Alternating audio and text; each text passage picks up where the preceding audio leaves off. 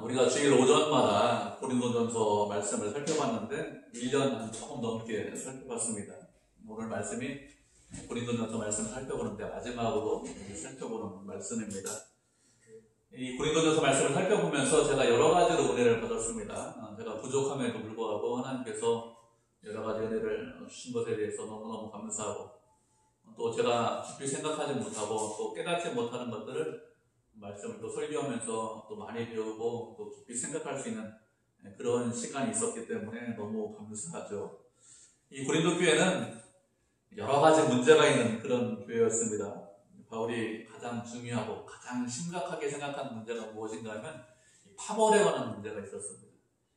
바울파다, 아볼로파다, 게바파다 이렇게 파벌로 나뉘어서 서로 시기하고 미워하고 질투하는 그런 파벌에 관한 문제가 있었고, 파벌에 관한 문제가 있는 것뿐만 아니라 음행에 관한 문제, 재판에 관련된 문제, 이런 문제도 있었습니다. 부자 성도, 가난한 성도가 서로 세상의 법정에 가서 재판하는 그런 문제도 있었고, 또 우상에 관한 문제도 있었죠. 시장에서 우상의 재물을 파는데 그 우상 재물을 먹어야 되느냐 말아야 되느냐 이런 것에 대한 문제가 있었고, 또 성찬에 관한 문제도 있었습니다. 은사에 관한 문제도 있었습니다. 자신이 은사 많이 받았는데 은사 받은 거 자랑하고, 또 다른 사람이 은사 받은 거 무시하고 이런 문제가 있었죠. 그리고 어떤 은사가 가장 좋은 은사냐 이렇게 서로 이야기를 하고, 이런 것들 때문에, 자랑하는 것들 때문에 문제가 되었습니다. 그리고 15장에서는 육체의 부활을 믿지 못하는 그런 믿음에 관한 문제가 있었습니다. 고린도 교회는 현대의 교회, 지금 우리가 겪고 있는 그런 문제가 있는데, 그런 문제와 비슷한 문제를 겪는 그런 교회였습니다. 이런 교회에 바울이 마지막으로 편지를 쓰면서 권면하는 말이 무엇인가 하면 13절을 보면 깨어 믿음에 굳게 서서 남자답게 강건하라 이렇게 말씀을 하고 있습니다. 깨어 있으라고 했습니다. 깨어 있으라는 것은 졸지 말라 이런 뜻이겠죠. 깨어 있으라는 것은 영적으로 깨어 있으라는 것입니다. 깨어 있으라는 것은 언제나 깨어 있어라 이런 의미가 있습니다. 잠깐 동안만, 어느 순간에만 깨어 있는 것이 아니라 항상 언제나 깨어 있어야 한다는 것입니다. 사람이 졸고 있으면 어떻게 될까요? 사람이 졸고 있으면 거의 무방비 상태가 됩니다. 아무것도 할 수 없고, 그리고 졸고 있으면 어떤 일이 일어나는지 알지 못합니다. 그리고 졸고 있으면 어떤 일이 일어나도 내가 방비할 수 없습니다. 그렇기 때문에 영적으로 졸지 말라는 것이죠. 다른 말로 하면 영적으로 무방비 상태가 되지 말라 이런 뜻입니다. 사탄은 우리를 공격해서 넘어뜨리기 위해서 호시탐탐 우리를 노리고 있습니다. 그렇기 때문에 넘어지지 않기 위해서 항상 깨어 있어야 됩니다. 깨어 있어야 바르게 판단할 수 있고, 깨어 있어야 다른 길을 갈 수 있습니다. 그래서 깨어 있어라 이렇게 말하고 있죠. 두 번째 말이 무엇인가 하면 믿음에 굳게 서라 이렇게 말씀하고 있습니다. 우리는 늘 서서 있어야 됩니다. 서서 있다는 것은 준비하고 있다 이런 뜻입니다. 무슨 일이 있든지 금방 움직일 수 있는 것은 서 있는 사람이 금방 움직일 수 있습니다. 앉아 있으면 움직이지 못해요. 게으릅니다. 늦게 움직일 수밖에 없습니다. 그런데 서 있으라는 것은 늘 준비하고 있어라 이런 의미로 서 있으라고 했습니다. 그런데 어떻게 서 있으라고 말씀하고 있습니까? 믿음에 굳게 서 있어라 이렇게 말씀하고 있습니다. 굳게 서 있으라고 했는데, 굳게 서 있다는 것은 흔들리지 말라, 의심하지 말라 이런 뜻입니다. 세상을 살다 보면 우리를 흔드는 것들이 많이 있습니다. 우리가 의심이 들어오는 경우가 많이 있습니다.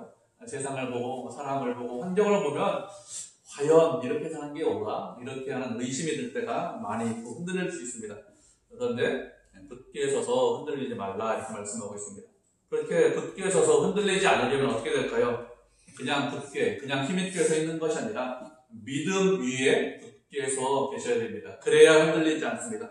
하나님께서 우리를 위하신다는 것을 알고, 하나님께서 우리를 사랑하시고 우리와 함께 하신다는 것을 알고, 하나님을 굳게 믿고 계셔야, 그래야 흔들리지 않습니다. 우리가 말씀을 한 구절 살펴보도록 하겠습니다. 에베소서 1장 17절부터 19절 말씀입니다. 에베소서 1장 17절부터 19절, 신약성경 300페이지네요. 세 절이라 우리 한 목소리 읽겠습니다. 에베소서 1장 17절부터 19절까지 말씀, 신약성경 300페이지에 세 절인데 찾으셨죠? 우리 한 목소리로 같이 읽도록 하겠습니다. 시작. 우리 주 예수 그리스도의 하나님 영광의 아버지께서 지혜와 계시형을 너희에게 주사 하나님을 알게 하시고 너희의 마음의 눈을 밝히사 그의 부르심의 소망이 무엇이며 성도 안에서 그 기업의 영광의 풍성함이 무엇이며 그의 힘의 위력으로 역사하심을 따라 믿는 우리에게 베푸신 능력의 지극히 크심이 어떠한 것을 너희로 알게 하시기를 구한다. 아멘. 사도 바울이 성도들을 위해서 기도하는 것입니다. 성도들이 깨닫기 원합니다. 이렇게 기도를 하고 있습니다. 하나님께서 지혜와 계시형을 주셔서 하나님을 알게 해달라 이렇게 기도를 하고 있습니다. 하나님이 어떤 분인지 알아야 그래야 믿음 위에 굳게 설 수 있습니다. 그래서 하나님을 알게 해달라 이렇게 말씀을 하고 있죠. 그리고 마음의 눈을 밝혀달라고 했습니다. 인간적인 눈으로, 육신적인 눈으로 바라보는 것이 아니라 마음의 눈으로 볼 수 있게 해달라고, 마음의 눈을 밝게 해달라고 했습니다. 영적인 눈으로 세상을 바라볼 수 있게 해달라는 것이죠. 그렇게 영적인 눈으로 세상을 바라봐서 부르심의 소망이 무엇인지 깨닫게 해달라고 했습니다. 하나님께서 우리를 불러주셨는데 그렇게 부르신 하나님이 누구시며, 그리고 그렇게 불러주셨다는 것이, 하나님께서 우리를 불러주셨다는 것이 얼마나 큰 소망이 되는지 그것을 깨닫게 해달라 이렇게 말씀하고 있습니다. 하나님께서 불러주셨다는 것이 무슨 뜻일까요? 하나님께서 불러주셨다는 것은 하나님께서 끝까지 책임지신다, 마지막까지 우리 인생을 다 책임져 주신다, 그런 뜻입니다. 하나님께서 불러주셨기 때문에 다른 말로 하면 하나님께서 붙잡고 계신다, 하나님께서 인도하고 계신다, 이런 뜻입니다. 하나님께서 붙잡고 인도하고 계시기 때문에 우리는 절대로 망하지 않습니다. 절대로 망하는 일이 없습니다. 그래서 주님께서 우리를 불러주셨다는 것이 얼마나 큰 소망이고 얼마나 큰 기쁨이고 얼마나 큰 위로가 되는지 그것을 알게 해달라는 것이죠. 주님께서 불러주시지 않았습니다. 주님께서 책임지시지 않습니다. 그러면 그 사람은 망할 수밖에 없어요. 그래서 주님께서 불러주셨다는 것, 우리를 부르셔서 그리스도 앞에 있다는 것, 그것이 소망이고 기쁨이고 위로고 평강이 되는 것입니다. 그리고 두 번째 말씀하신 것이 무엇인가 하면 그 기업의 영광의 풍성함이 무엇인지 깨닫게 해달라고 했습니다. 하나님 안에 우리가 있는데 하나님께서 우리에게 주시는 기업이 있습니다. 그 기업의 영광이 얼마나 풍성한지 알게 해달라 이렇게 말씀하고 있습니다. 하나님께서 우리를 위해서 준비하신 것들, 아름다운 것들, 좋은 것들을 준비하고 계신데 그 기업의 영광이 풍성하다고 했습니다. 하나님께서 우리를 위해서 놀라운 것들을 준비하고 계십니다. 하나님께서 우리를 위해서 준비하신 것들을 우리가 눈으로 보지 못하고 귀로 듣지 못하고 마음으로 생각하지 못한 것들, 그런 것들을 우리 인생 가운데 준비하고 계십니다. 우리가 알지 못하고 깨닫지 못하고 보지 못할 뿐이에요. 그런 것들을 준비하고 계신데 그렇게 영광스러운 그런 기업을 준비하고 있는데, 아름다운 기업을 준비하고 계신데 그 기업의 영광이 풍성하다고 했습니다. 그 기업의 영광이 차고 넘친다고 했습니다. 기업이 그런 것이 아니라 그것이 영광스러운데 그것이 차고 넘친지, 그래서 그것이 무엇인지 알게 해달라, 깨닫게 해달라 이렇게 말씀하고 있습니다. 하나님께서 우리를 위해서 준비하신 그 기업의 영광의 풍성함을 깨달아야, 그래야 세상이 부럽지 않습니다. 그렇지 않으면 세상이 부러워요. 세상이 얼마나 영광스럽습니까? 얼마나 풍요해요. 그렇기 때문에 하나님께서 우리를 위해서 준비하신 것들이 얼마나 그 기업의 영광의 풍성함을 깨달아야 세상이 부럽지 않습니다. 사도 바울이 무엇을 하겠습니까? 그렇게 훌륭한 배경을 갖고 있는데 자신이 가지고 있는 모든 것을 배설물로 여겼다고 했습니다. 왜요? 하나님의 기업의 영광의 풍성함을 우리를 깨닫고 알았기 때문에 이렇게 고백을 하는 것이죠. 그리고 세 번째로 말씀하신 것이 하나님의 위력으로, 하나님의 크신 능력으로 우리 가운데 역사하시고 우리에게 베푸시는 그 능력이 얼마나 큰지, 그 하나님의 능력을, 그 하나님의 은혜를 깨닫게 해달라 이렇게 말씀하고 있습니다. 하나님께서 크신 은혜로, 크신 능력으로 우리를 위하십니다. 그 하나님의 크신 능력과 크신 은혜와 크신 사랑을 알고 깨닫게 해달라 이렇게 말씀을 하고 있는 것이죠. 왜 그 크신 능력과 은혜와 사랑을 알고 깨달아야 될까요? 그래야, 크신 능력과 은혜와 사랑을 깨달아야 세상이 두렵지 않습니다. 우리가 왜 세상을 두려워할까요? 우리가 세상을 두려워하는 것은 세상이 우리보다 훨씬 더 크기 때문에 그렇습니다. 그런데 하나님께서 우리를 크신 은혜와 크신 능력으로 우리를 붙잡고 계시고 우리와 함께 하신다는 것을 알고 깨닫고 두렵지 않습니다. 크신 힘으로, 크신 위력으로 우리를 지키고 보호하시기 때문에 세상에 두렵지 않은 것이죠. 그래서 하나님의 능력을 알면, 그러면 세상을 담대하게 살아갈 수 있습니다.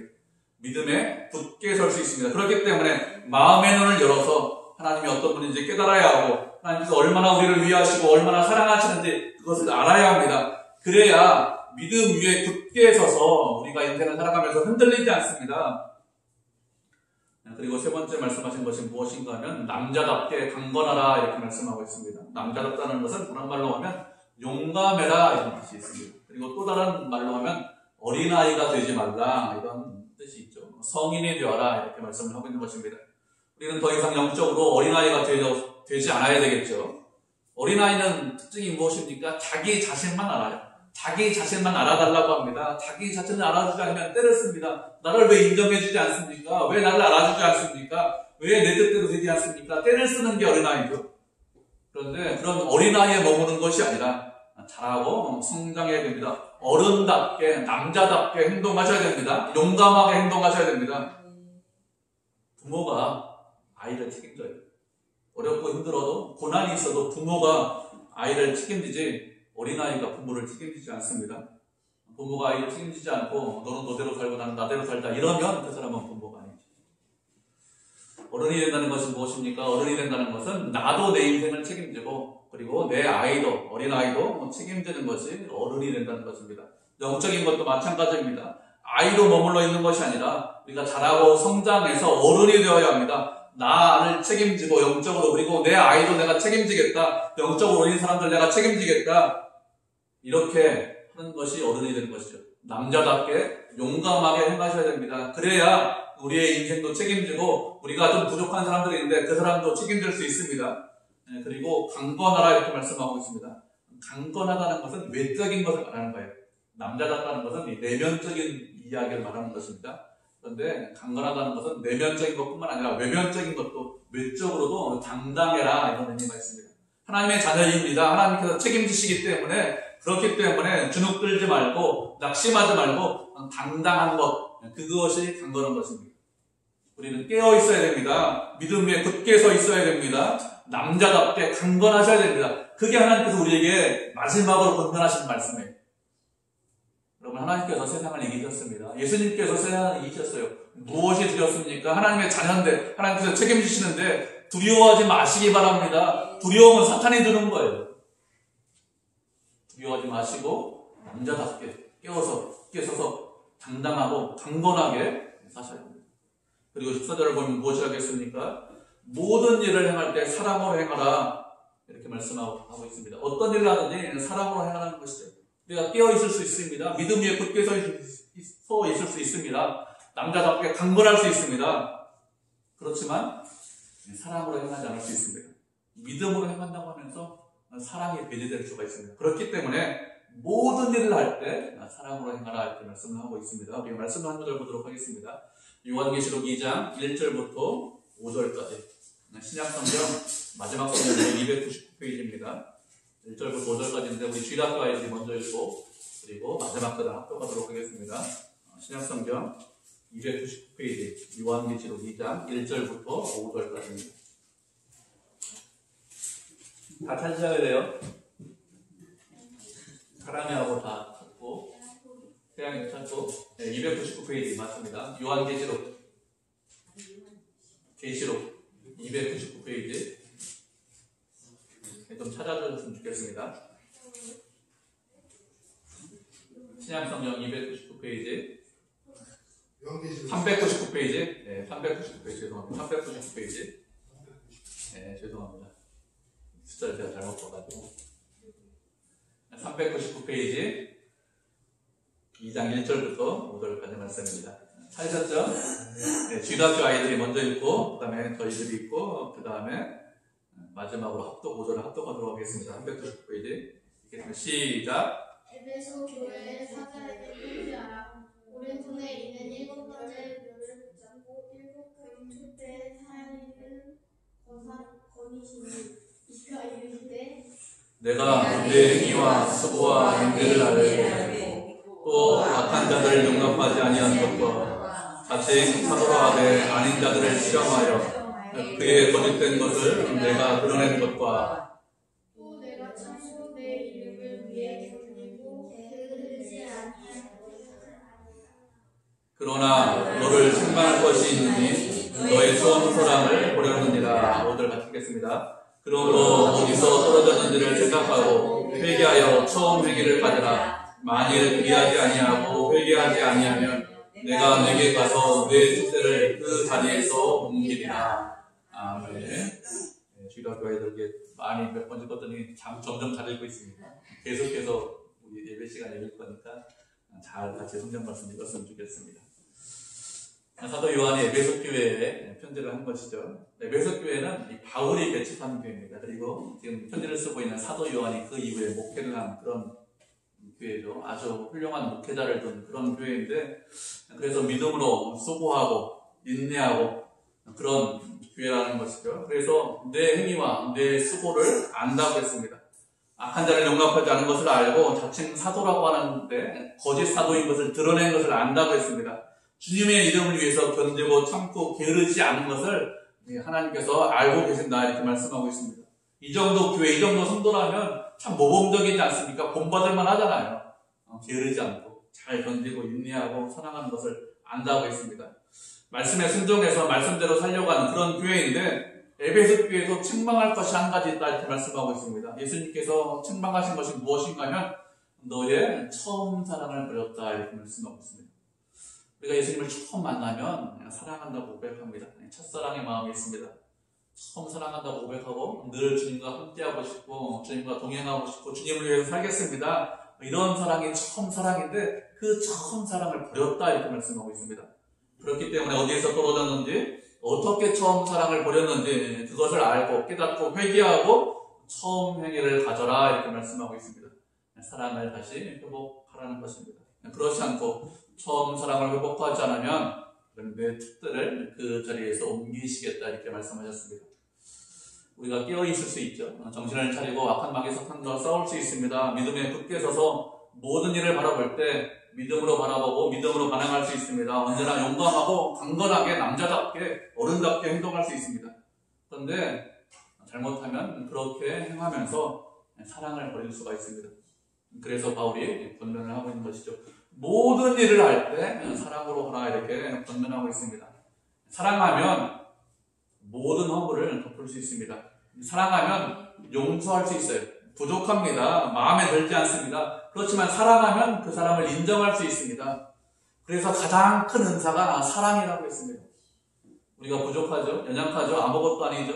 티끌과 먼지와 같습니다. 그런데 어떻게 합니까? 하나님께서 우리를 사랑하셔서 그래서 우리를 구원해 주셨습니다. 그렇기 때문에 하나님께서 우리를 사랑하셨기 때문에 우리도 어떻게 됩니까? 우리도 형제를 사랑하셔야 됩니다.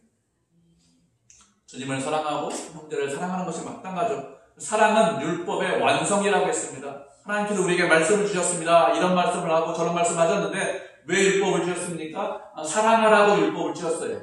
다른 사람을 미워하고 시기하고 질투하고 멀리하고 배척하는 것이 아니라 사랑하라고 하나님께서 우리에게 말씀을 하신 것입니다. 그렇기 때문에 우리는 서로 사랑하셔야 합니다. 사랑한다는 것, 다른 말로 하면 모든 것을 참는 것이고 모든 것을 믿는 것이고 모든 것을 바라는 것이고 모든 것을 견디는 것이 사랑이라고 했습니다. 모든 것입니다. 한두 번 그런 것이 아니에요. 내가 마음에 드는 일만 그렇게 하는 것이 아니라 모든 일, 나를 힘들게 하고 어렵게 하고 또 내 마음에 들지 않는 그런 일들, 그런 사람들이 있겠죠. 당연히 있습니다. 그런데 모든 것을 참고 모든 것을 믿고 모든 것을 바라고 모든 것을 견디는 것, 그것이 사랑입니다. 그렇기 때문에 우리가 모든 일을 할 때 사랑으로 하셔야 합니다. 그렇게 모든 일을 할 때 사랑으로 하라고 우리를 불러주셨어요. 모든 일을 할 때 사랑으로 하라고 했는데 그렇게 모든 일을 사랑으로 하는 것에 관해서 좀 더 자세히 설명을 하고 있습니다. 15절을 보면 스데바나에 관해서 말씀을 하고 있죠. 스데바나는 아가야 지방의 첫 열매라고 했습니다. 아가야는 지금 우리가 알고 있는 말로 하면 그리스 남쪽 지방을 아가야 지방이라고 합니다. 바울이 아가야 지방에서 복음을 전했습니다. 데살로니가에서, 아덴에서, 고린도에서 이런 곳에서 복음을 전했는데 박해가 아주 심했습니다. 아주 많은 고난과 어려움을 당해서 복음 전하는 것이 그렇게 쉽지 않았습니다. 그런데 스데바나 집안 사람들이 처음 예수님을 믿어서 그래서 1장을 보면, 고린도전서 1장을 보면 바울이 성도들에게 세례를 주었는데 스데바나 집안 사람들에게만 세례를 주었다, 이렇게 말씀하고 있어요. 다른 사람들에게는 세례 주지 않고 이 집안 사람들에게만 세례를 주었고, 이 사람들이 아가야 지방의 첫 열매인데, 이 스데바냐가 무엇을 한다고 말씀하고 있습니까? 성도들을 섬기기로 작정했다, 이렇게 말씀하고 있습니다. 성도들을 섬기기로 작정했다는 것은 힘들고 어려운 사람들, 경제적으로 힘들고 어려운 사람들을 구제하는 일에 힘썼다는 것입니다. 그리고 그 당시 예배를 드릴 때는 지금처럼 모여서, 예배당에 모여서 예배를 드리지 않았습니다. 가정에서 예배를 드렸습니다. 그 집에서, 스데바냐가 처음 믿었기 때문에 스데바냐의 집에서 예배를 드렸을 것입니다. 초대교회는 예배만 드리면 끝나지 않았습니다. 예배를 드리면 예배 드린 이후에 항상 식사를 했어요. 모든 예배 때 다 그렇게 식사를 했습니다. 근데 그 식사 준비를 누가 했을까요? 이 스데바나 집안 사람들이 준비를 했습니다. 그 당시 유력한 사람들이 예배를 위해서 음식을 같이 준비했는데, 그래도 예배를 드리는 집에서 많은 준비를 했습니다. 이렇게 이 집안에서 예배드리고 음식도 준비하고 성도들을 돕기 위해서 어려운 사람들을 구제했습니다. 섬기기를, 그래서 무엇이라고 했습니까? 성도들 섬기기를 작정했다, 이렇게 말씀하고 있습니다. 이렇게 이런 일을 통해서 성도들을 섬기기로 작정했기 때문에 고린도 성도들에게 무엇이라고 합니까? 고린도 교회 성도들도 이 같은 사람들과 같이 일을 하라, 이렇게 말씀하고 있습니다. 성도들을 섬기기로 스데바나 집안 사람이 작정했는데 그 사람들만 일 시키지 말고 너희도 함께 그 일을 같이 하라, 이렇게 말씀하고 있습니다. 왜요? 왜 같이 하라고 하고 있습니까? 그렇게 성도들을 섬기는 것이, 그것이 모든 일을 할 때 사랑으로 하는 것이기 때문에 그렇습니다. 그래서 너희도 함께 하라 권면을 하고 있는 것이죠. 우리도 먼저 예수님을 믿었습니다. 그러면 어떻게 될까요? 우리도 먼저 섬겨야 됩니다. 섬기라고, 그래서 예수님을 믿게 한 것이죠. 먼저 섬기겠습니다. 먼저 사랑을 행하겠습니다. 먼저 희생하고 봉사하겠습니다. 이런 마음을 가지셔야 됩니다. 그래서 먼저 믿게 하신 거예요. 나중에 오시는 분들 많이 있습니다. 그런데 그 사람들을 위해서 우리가 섬기고 내가 낮아지고 내가 봉사하겠습니다, 이런 마음을 항상 가지셔야 합니다. 그리고 이렇게 함께 일하고 함께 섬길 때 또 무엇이 하겠습니까? 수고하고 모든 사람에게 순종하라, 이렇게 말씀하고 있습니다. 일을 하다 보면 앞서서 일하는 사람이 있습니다. 마치 그 일이 자신의 일처럼 그렇게 앞서서 일하는 사람이 있고 사람들이 있는데 그 사람들에게 순종해라, 이렇게 말씀하고 있습니다. 그렇게 순종하라고 하는 이유가 무엇일까요? 순종하라고 하는 것은 그 일이 하나님의 일이기 때문에 그렇습니다. 그 사람이 자기 자신을 위해서 그렇게 섬기고 봉사하는 거 아니잖아요. 스데바냐가 자기 자신을 위해서 그렇게 예배 때마다 음식 대접하는 거 아니지 않습니까? 하나님을 위해서, 하나님의 교회를 위해서, 성도들을 위해서 그 일을 하기 때문에 순종하라, 이렇게 말씀을 하고 있습니다. 일을 하다 보면 사람이 일하는 것이기 때문에 부족한 것이 눈에 보이죠. 마음에 들지 않는 것이 있습니다. 그렇지 않을 수가 없습니다. 잘하면 좋은데 잘하지 못하면 못하는 일이 얼마나 많이 있겠습니까? 그런 경우도 있지만 어떻게 하라는 것이죠? 그래도 순종하라고 했습니다. 교회에서 일하는 것은 세상에서 일하는 것하고 좀 다릅니다. 세상은 전문가가 그 일을 많이 합니다. 그런데 교회는 그렇지 않아요. 그 사람이 부족합니다. 연약합니다. 그래도 하나님께서 그 일을 시키십니다. 그 일을 맡기십니다. 그래서 그 사람이 더욱더 큰 믿음을 갖게 하고 또 은혜가 무엇인지 깨닫게 하는 것이 교회죠. 부족하다는 걸 알고 있습니다. 연약하다는 것을 알고 있습니다. 그리고 어떻게 합니까? 주변 사람들이 참고 인내하고 사랑하는 것을 배우게 하는 것, 그것이 교회예요. 그래서 연약한 사람들을 세우고 부족한 사람들을 세웁니다. 그렇기 때문에 일을 하려고 열심히 내는 사람들, 그 사람들에게 순종해라, 이렇게 말을 하고 있는 것이죠. 그 사람들과 함께하고 그 사람들에게 순종하는 것, 그것이 하나님의 일을 돕는 것이고 그것이 하나님의 일을 하는 것이기 때문에 그래서 그렇게 이야기를 하는 것입니다. 그리고 17절로 보면 스데바나와 부두나고와 아가이고가 온 것을 기뻐한다고 했습니다. 그들이 너희의 부족한 것을 채웠다, 이렇게 말씀하고 있습니다. 지금 바울은 어디에 있느냐? 에베소에 있습니다. 지금 말로 하면 터키 지방에 있어요. 그런데 아가야 지방에서, 그리스에서 배를 타고 이렇게 터키로 넘어왔습니다. 이들이 온 것은 고린도 교회가 상당히 어렵기 때문에 왔습니다. 이 어려운 문제를 서로 상의해서 해결하려고 이렇게 왔는데, 바울은 고린도 교회가 부족한 것, 개척하고 목회를 1년 반 정도 했는데 부족하고 연약한 것을 다 알고 있죠. 그래서 그 성도들을 위해서 기도하고 있는데, 그리고 그들의 믿음이 더욱더 성장하기 위해서 계속해서 기도했는데, 그들이 어떤 상태인지, 어떤 마음을 갖고 지금 신앙생활하는지 알고 있기를 원했는데 이들이 와서 소식을 전해서 고린도 교회가 어떤 상태인지 알게 되었습니다. 그래서 이 편지를 고린도전서를 쓰게 되었죠. 바울이 이렇게 모든 것을 알았기 때문에 부족한 것을 채웠다 이렇게 말씀을 하고 있는 것입니다. 그리고 그들이 너희와 나의 마음을 시원하게 했다고 했습니다. 마음이라는 것은 다른 말로 하면 영혼을 말합니다. 바울의 영혼과 성도들의 영혼을 시원하게 했다 이렇게 말씀을 하고 있습니다. 영혼을 시원하게 했다는 것은 다른 말로 하면 영혼의 쉼을 얻었다 이런 뜻입니다. 예수님께서 말씀하시기를 수고하고 무거운 짐진 자들아 다 내게로 오라 내가 너희를 쉬게 하리라 이런 말씀 우리가 잘 알고 있지 않습니까? 쉬게 한다는 말씀만 하고 이 시원하다는 말씀하고 동일한 어근이에요. 그렇기 때문에 이 세 사람이 찾아와서 마음에 쉼을 얻었다 이렇게 말을 하는 것입니다. 이들을 통해서 고린도 교회의 상황을 알게 되었습니다. 고린도 교회가 어렵다는 것을 힘들다는 것을 여러 가지 문제가 있다는 것을 알고 있어요. 그런데 어떻게 되었습니까? 바울이 없어도 하나님께서 이 고린도 교회를 사랑하신다는 것을 알기 때문에 영혼의 쉼을 얻었다 이렇게 말하는 것이죠. 바울이 직접 가지 않았는데 바울이 없음에도 불구하고 하나님의 사랑과 하나님의 은혜가 훨씬 더 크다는 것을 알고 깨달았습니다. 그래서 영혼의 쉼을 얻었다 이렇게 말하는 것입니다. 그렇죠. 하나님께서 우리의 문제보다 우리의 약함보다 우리를 더 사랑하십니다. 우리의 부족함보다 훨씬 더 사랑하십니다. 그렇기 때문에 우리가 평안할 수 있는 것이죠. 우리가 쉼을 얻을 수 있는 것입니다. 우리의 생각대로 한다면 쉼이 없죠. 그러나 하나님께서 우리를 더 크게 사랑하시기 때문에 쉼이 있는 것입니다. 그리고 또 무엇이라고 했습니까? 이러한 사람들을 알아주라고 했습니다. 이러한 사람들, 스데바나, 부두나도, 아가이고 이런 사람들을 알아주라 이렇게 말했는데 이 말씀은 이 사람들이 누구냐면 지금 말로 하면 고린도 교회 장로님들이에요.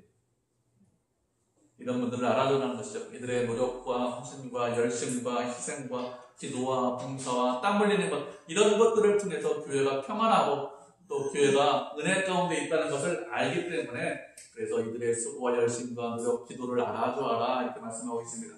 그리고 아시아의 교회들이 너희들에게 문안한다고 했습니다. 아시아는 이 소아시아, 터키 지방을 말합니다. 에베소에 있는 교회들이 고린도 교회 성도들에게 인사한다, 문안한다고 했습니다. 아굴라와 브리스길라와 그 집에 있는 교회가 주 안에서 너희에게 간절히 문안한다 이렇게 말씀하고 있죠. 브리스길라와 아굴라는 누군가 하면 로마에서 살던 유대인인데 그 당시 로마에서 추방당했습니다. 유대인들을 전체적으로 다 추방하는 그때 추방당했는데 고린도 지방으로 이주해서 살았습니다. 그래서 바울이 고린도 교회를 개척할 때 많은 도움을 준 성도가 브리스길라와 아굴라예요. 그리고 바울 다음으로 아볼로가 목회를 했는데 아볼로가 목회를 할 때도 브리스길라와 아굴라가 많은 도움을 줬습니다. 그리고 이 부부가 이 고린도에 있다가 에베소로 넘어가요. 배를 타고 에베소로 넘어갔는데 바울이 에베소 교회를 개척할 때도 이 부부가 많은 도움을 주었습니다. 이렇게 브리스길라와 아굴라는 바울의 동역자이고 또 그 가정에서 교회가 있는데 이 부부와 그 교회 성도들이 간절하게 문안한다 이렇게 말씀을 하고 있습니다. 간절하게 문안하는 이유가 무엇일까요? 주 안에서 한 형제이기 때문에 간절하게 문안하는 것이죠. 우리는 어디에 있든지 주 안에서 형제이고 자매입니다. 그래서 그 형제들이 평안하고 기쁘고 즐겁고 주 안에서 믿음으로 승리하길 원하고 있습니다. 넘어지는 것이 아니라 믿음으로 승리하길 원하죠. 그래서 간절하게 문안한다 이렇게 말씀하고 있습니다. 그럼 우리가 성도들 서로 돌아보고 문안해야 돼요.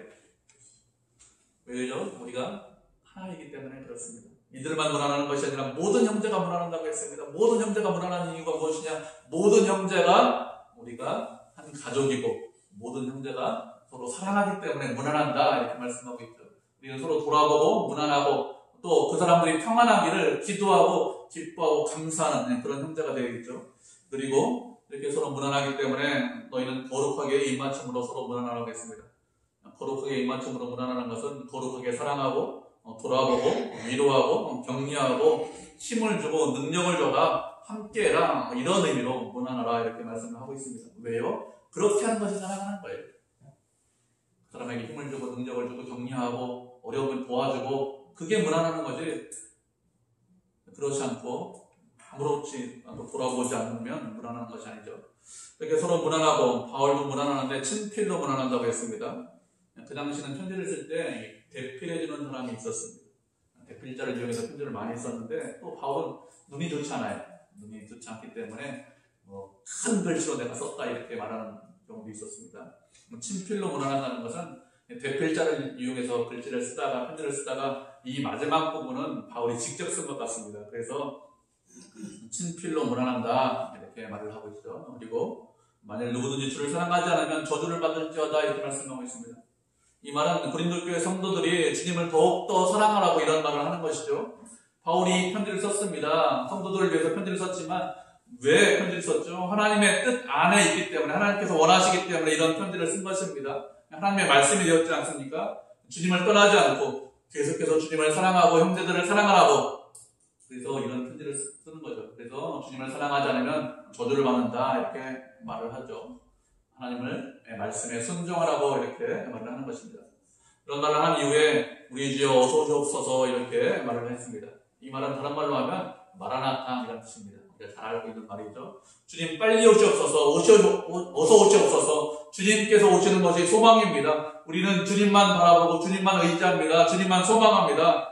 주님 안에 있다는 것이 참 은혜이고 참 기쁨이기 때문에 주님 오시옵소서 이렇게 말하는 것입니다. 우리도 주님이 오시기를 간절히 소망해야 됩니다.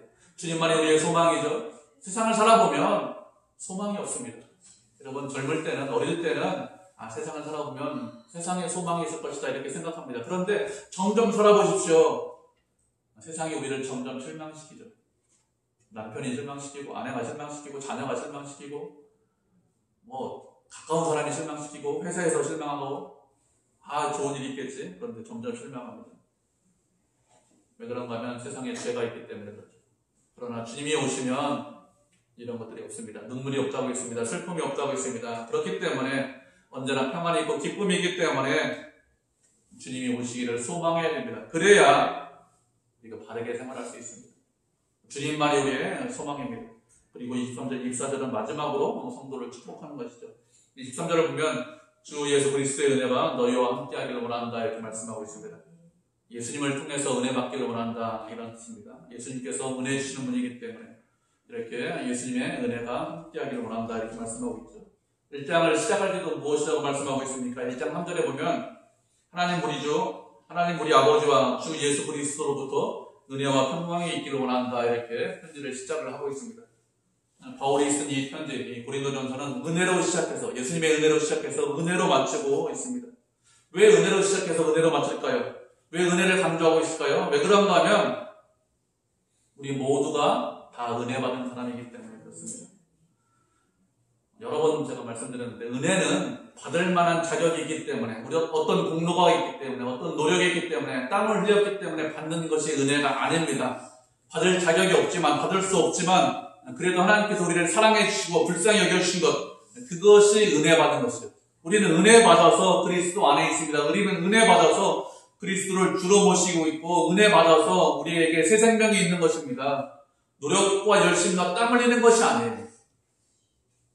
하나님께서 우리를 사랑해 주셔서 일방적으로 원사이드로 사랑해 주셔서 우리가 아무것도 아님에도 불구하고 주님의 자녀가 되었습니다. 그렇기 때문에 은혜 받았다는 것을 잊지 않으셔야 됩니다. 은혜 받았다는 것을 잊지 않아야 되고, 또 은혜 받았기 때문에 어떻게 될까요? 우리가 다른 성도를 대할 때, 다른 사람을 대할 때 은혜로 대하세요. 내가 은혜 받았기 때문에, 내가 사랑받았기 때문에 어떻게 됩니까? 은혜로 대하세요. 그 사람이 좀 부족할 수 있죠. 연약할 수 있습니다. 마음에 들지 않을 수 있습니다. 그런 사람이 한두 번이겠습니까? 그렇지만 내가 은혜 받는 자이기 때문에 은혜로 대하겠습니다. 그리고 내가 받은 은혜를 다른 사람에게 흘려보내셔야 합니다. 은혜의 통로의 역할을 감당하셔야 됩니다. 내가 은혜 받고 끝나는 것이 아니라 내가 은혜 받았기 때문에 내가 그 주님의 은혜를 다른 사람에게 전하는 자가 되어야 되겠죠. 그래서 먼저 은혜 받게 하신 것입니다. 그리고 마지막 절 24절에 무엇이라고 했습니까? 나의 사랑에 그리스도 예수 안에서 너희 무리와 함께라 이렇게 말씀하고 있죠. 바울이 성도들을 사랑하기 때문에 이런 말을 하는 것입니다. 바울의 자신의 말대로 모든 일을 할 때 사랑으로 일을 해라 이렇게 말을 했는데 어떻게 하죠? 내가 사랑한다. 그리스도 안에서 너희를 사랑한다. 부족하죠. 연약합니다. 바울을 반대하고 싫어하고 배척하는 사람이 있다니까요. 개척한 교회로 복음을 전하고 그리스도를 전하고 그리스도의 사랑을 전했는데도 그래도 바울이 싫어요. 이런 사람이 있었는데 그래도 어떻게 하고 있습니까? 주 안에서 한 형제고 한 가족이라는 것을 알기 때문에 모든 사람들에게 사랑을 전한다 이렇게 말을 하고 있습니다. 우리는 주 안에서 한 형제입니다. 한 자매입니다. 그렇기 때문에 서로 사랑하죠. 사랑해야 되죠. 서로 사랑하는 것이 하나님의 뜻입니다. 서로 사랑하고 하나가 되고 기뻐하고 즐거워하고 한 형제로 한 자매로 보여야 됩니다. 그리고 깨어 있어야 되겠죠. 믿음에 굳게 서서 남자답게 강건하라고 있습니다. 하나님의 은혜를 받았고 하나님의 은혜를 전하는 그런 데의 통로가 되셔야 되고 축복의 통로가 되셔야 합니다. 그런 성도, 그런 교회가 되시기를 주님의 이름으로 축복을 드립니다.